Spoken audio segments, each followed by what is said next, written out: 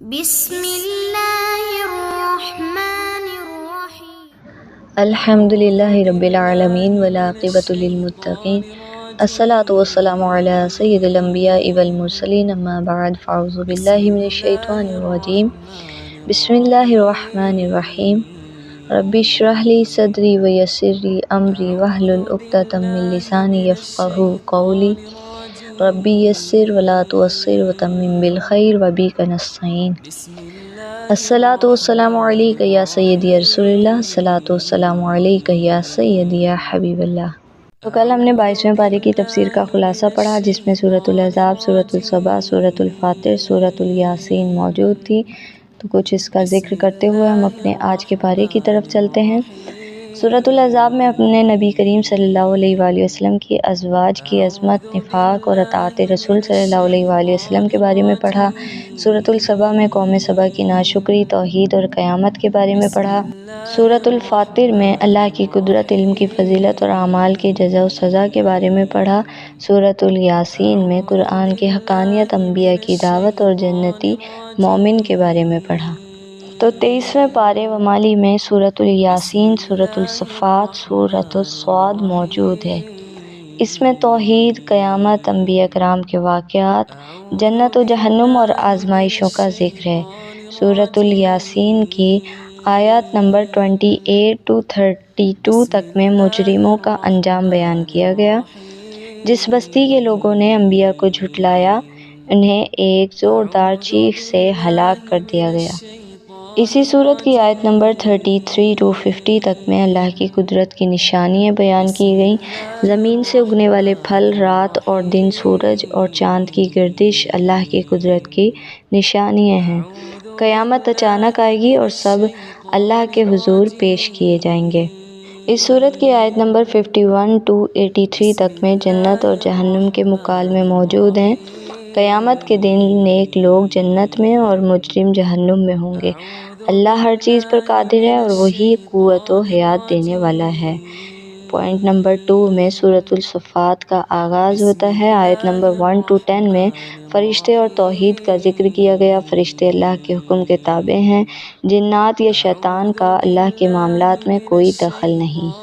آیات number 11 to 39 تک میں گزشتہ امتوں کی سرکشی اور عذاب کے بارے میں ذکر کیا گیا کہ گزشتہ قومیں انبیاء کی بات نہیں مانتی تھیں، جس کی وجہ سے ہلاک کر دی گئیں۔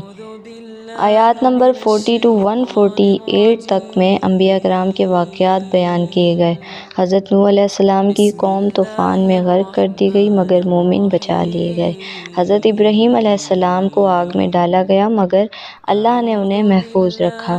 حضرت اسماعیل علیہ السلام کی قربانی کی آزمائش، اللہ کی طرف سے دمبا بھیجے جانے کا ذکر۔ حضرت یونس علیہ السلام مچھلی کے پیٹ میں آزمائش سے گزرے، پھر اللہ نے انہیں نجات دی۔ آیات نمبر 149 to 182 تک میں جنت اور جہنم کا موازنہ۔ قیامت کے دن مجرم حسرت کریں گے اور اہل ایمان جنت میں خوش ہوں گے۔ اس پارے میں ہم نے سورۃ الیاسین میں ایک پوائنٹ پڑھا کہ قیامت اچانک آئے گی اور سب اللہ کے حضور پیش کیے جائیں گے۔ تو آج آپ لوگوں کو ایک پوائنٹ کی بات بتاتی ہوں کہ جو لوگ یہ کہتے ہیں وسیلہ پیش نہیں کرنا چاہیے، اللہ نے دیا، اللہ نے پیدا کیا، ہر چیز اللہ کی ہے تو اللہ سے ہی مانگنا چاہیے۔ تو وہ یاد رکھیں، بروز حشر کے احوال کے بارے میں پڑھیں۔ بروز حشر جب سب حضرت آدم علیہ السلام ہمارے باپ ہیں، ساری قومیں، وہاں کوئی یہ نہیں ہوگا کہ اہل سنت ہے، فرقہ واریت نہیں ہوگی کہ کوئی اہل سنت ہے یا اہل حدیث ہے، وہابی ہے، دیوبند ہے، ایسا کچھ نہیں ہوگا۔ تمام لوگ حضرت آدم علیہ السلام کے پاس جائیں گے اپنی شفاعت کے لیے۔ حضرت آدم علیہ السلام خود یہ فرمائیں گے کہ آج میں کچھ نہیں کر سکتا، آج کسی اور کے پاس جاؤ۔ تو بروز حشر قیامت کے دن امت محمدیہ کی شفاعت سب سے بڑھ کر رسول اللہ صلی اللہ علیہ وآلہ وسلم ہی کریں گے۔ سب سے بڑی شفاعت قیامت کے دن جب تمام لوگ میدان حشر میں سخت تکلیف میں ہوں گے، سورج قریب ہوگا، لوگ گھبراہٹ میں مبتلا ہوں گے، کسی کی فریاد رسی نہیں ہوگی، تب سب انبیاء کرام کے پاس جائیں گے، وہ اللہ سے سفارش کریں گے، لیکن ہر نبی یہی کہے گا کہ یہ مقام ہمارا نہیں، پھر لوگ رسول اللہ صلی اللہ علیہ وآلہ وسلم کے پاس آئیں گے، آپ فرمائیں گے کہ یہ مقام میرا ہے، میں شفاعت کروں گا۔ پھر آپ صلی اللہ علیہ وآلہ وسلم اللہ کے حضور سجدہ کریں گے، اللہ تعالیٰ فرمائے گا کہ اے محمد صلی اللہ علیہ وآلہ وسلم اپنا سر اٹھائیے، مانگیے دیا جائے گا، شفاعت کریں قبول کی جائے گی۔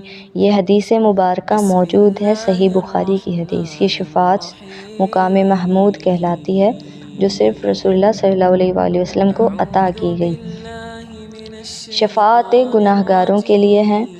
رسول اللہ صلی اللہ علیہ وآلہ وسلم بہت سے گناہ گاروں کے حق میں شفاعت فرمائیں گے تاکہ انہیں جہنم سے نکال کر جنت میں داخل کر دیا جائے۔ رسول اللہ صلی اللہ علیہ وآلہ وسلم نے فرمایا، میری شفاعت میری امت کے ان لوگوں کے لیے ہے جو کبیرہ گناہوں میں مبتلا ہوں گے۔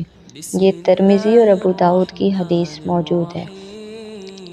دیگر انبیاء اور نیک لوگ بھی شفاعت کریں گے۔ رسول اللہ صلی اللہ علیہ وآلہ وسلم کے علاوہ بعض دیگر انبیاء، فرشتے، شہداء، اولیاء کرام اور نیک لوگ بھی شفاعت کریں گے، مگر سب سے زیادہ شفاعت کا حق رسول اللہ صلی اللہ علیہ وآلہ وسلم کو حاصل ہوگا۔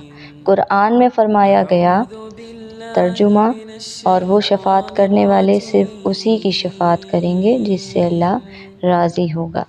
تو یہاں پر معلوم ہوا کہ وہاں پر بھی رسول اللہ صلی اللہ علیہ وآلہ وسلم کو وسیلہ بنایا جائے گا اور آپ کا وسیلہ ہی اللہ کی بارگاہ میں پیش ہوگا۔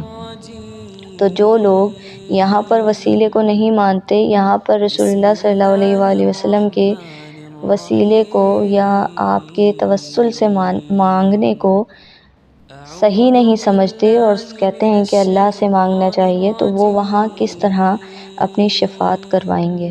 تو ان لوگوں کے لیے بڑی غور و فکر کرنے کا نقطہ ہے۔ اور یہاں معلوم ہوا کہ سب سے بڑی شفاعت رسول اللہ صلی اللہ علیہ وآلہ وسلم کریں گے اور ان کی شفاعت سے بے شمار لوگ جنت میں داخل ہوں گے۔ اس لیے ہمیں چاہیے کہ زیادہ سے زیادہ درود پاک پڑھیں اور ان کی سنتوں پر عمل کریں تاکہ قیامت کے دن ان کی شفاعت نصیب ہو۔ اللہ کریم ہمیں اسلام پہ زندگی، ایمان پہ موت عطا فرمائے اور ان لوگوں میں جن کی شفاعت ہوگی ان میں بھی ہمیں شامل فرمائے۔ اللہ کریم میرا بتانا، آپ کا سننا اپنی پاک بارگاہ میں قبول فرمائے۔ میرے بتانے، آپ کے سننے میں جو بھی غلطی، بے ادبی، کوتاہی ہوئی ان تمام کو معاف فرمائے۔ وما علینا الا البلاغ المبین۔